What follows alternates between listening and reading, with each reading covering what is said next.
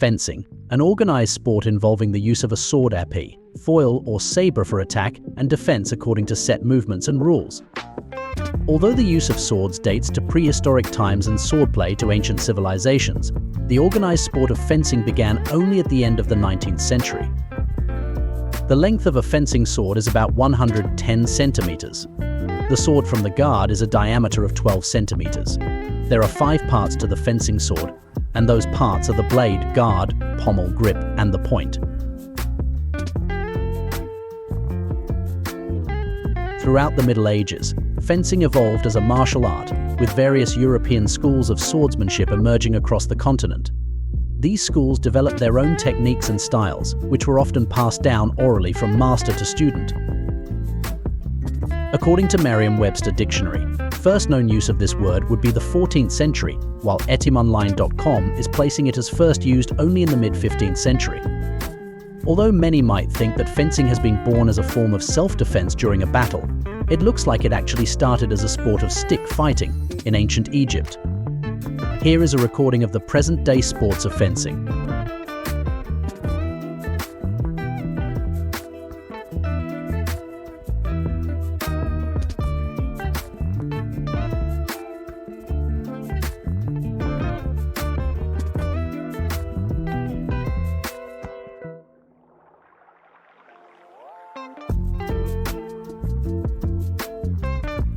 The Renaissance period witnessed a flourishing of fencing as both an art form and a sport. Fencing schools became prominent in cities such as Venice, Milan, and Paris, attracting noblemen and scholars eager to refine their swordsmanship skills. It was during this time that fencing began to take on a more formalized structure, with rules and regulations governing duels and tournaments. In the 17th and 18th centuries, fencing underwent further refinement with the development of the foil, épée, and sabre as distinct weapons. Each weapon had its own set of rules and techniques, contributing to the diversity of styles within the sport. Fencing also gained popularity among the aristocracy, with dueling becoming a common practice to settle disputes of honor. The 19th century marked a turning point for fencing, as it transitioned from a martial art to a modern sport. Fencing clubs were established across Europe, providing a platform for practitioners to compete and hone their skills.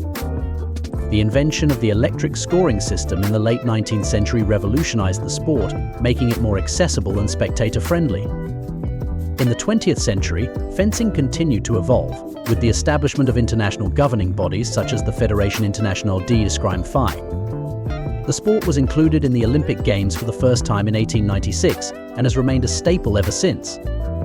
Fencing has also diversified, with the introduction of new disciplines such as team events and wheelchair fencing. En garde. Allez!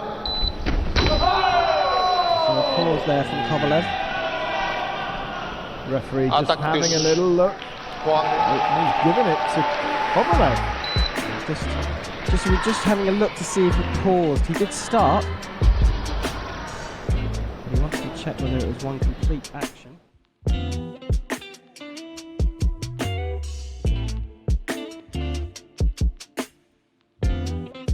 Fencers wear specialized protective gear to minimize the risk of injury. This includes a fencing mask to protect the face and eyes, a jacket, plastron, a protective garment worn underneath the jacket, gloves, and fencing breeches. These garments are made from durable materials such as Kevlar or heavy cotton, providing ample padding and reinforcement against impacts.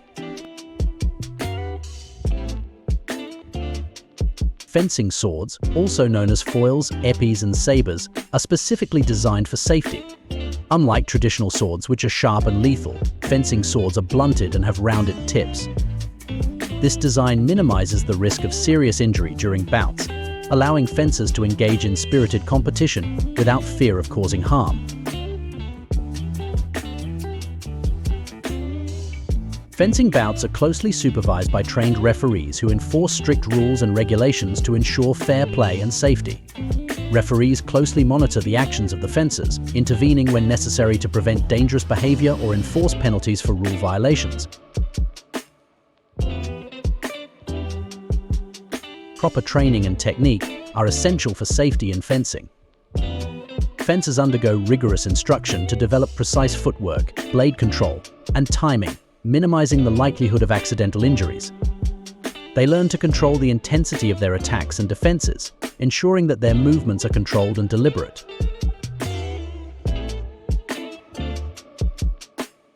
Fencing is a sport that emphasizes respect for one's opponents. Fencers understand the importance of conducting themselves with sportsmanship and courtesy, both on and off the strip. By treating their opponents with respect and adhering to the rules of the sport, fencers contribute to a safe and enjoyable fencing environment for everyone involved. By adhering to these safety measures and guidelines, fencers can enjoy the exhilaration of fencing while minimizing the risk of injury. Safety is not just a priority in fencing, it's an integral part of the sport's culture and ethos.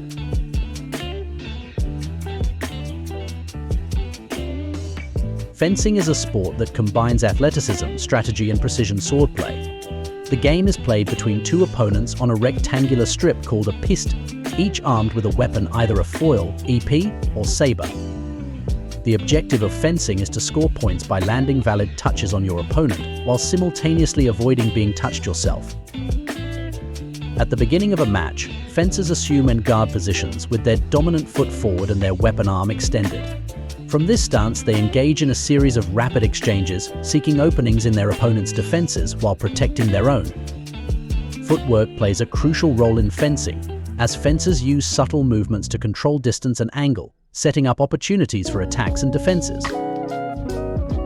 To score a point in fencing, a fencer must land a valid touch on their opponent's target area with the tip or edge of their weapon, depending on the weapon being used. The target area varies depending on the weapon in foil. The target is the torso in épée. The entire body is fair game, and in sabre, the target includes everything above the waist, including the arms and head. Validity of a touch is determined by electronic scoring systems or by judges, depending on the level of competition. In foil and sabre, touches must be made with the tip of the weapon and register with enough force to trigger the scoring apparatus. In épée, any part of the weapon's blade can score a point, and touches are registered based on pressure. Matches are typically played to a predetermined number of points or a set time limit.